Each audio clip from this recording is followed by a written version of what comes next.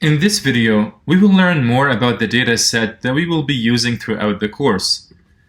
The Population Division of the United Nations compiled immigration data pertaining to 45 countries. The data consists of the total number of immigrants from all over the world to each of the 45 countries, as well as other metadata pertaining to the immigrants' countries of origin. In this course, we will focus on immigration to Canada, and we will work primarily with the data set involving immigration to the Great White North. Here is a snapshot of the UN data on immigration to Canada in the form of an Excel file. As you can see, the first 20 rows contain textual data about the UN department and other irrelevant information. Row 21 contains the labels of the columns.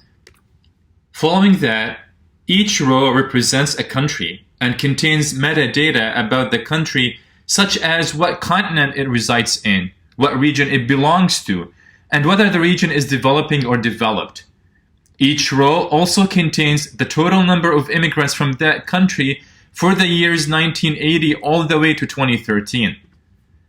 Throughout this course, we will be using pandas for any analysis of the data before creating any visualizations.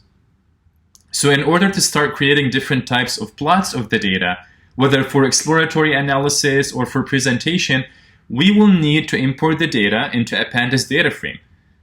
To do that, we will need to import the pandas library as well as the XLRD library, which is required to extract data from Excel spreadsheets files. Then we call the pandas function read_Excel to read the data into a pandas data frame. And let's name this data frame df_can. Notice how we're skipping the first 20 rows to read only the data corresponding to each country. If you want to confirm that you have imported your data correctly, in pandas, you can always use the head function to display the first 5 rows of the data frame.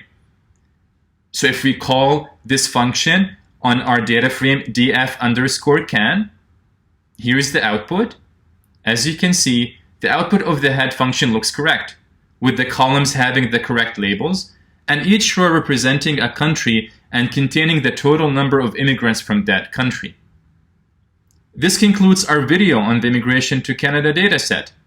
I will see you in the next video.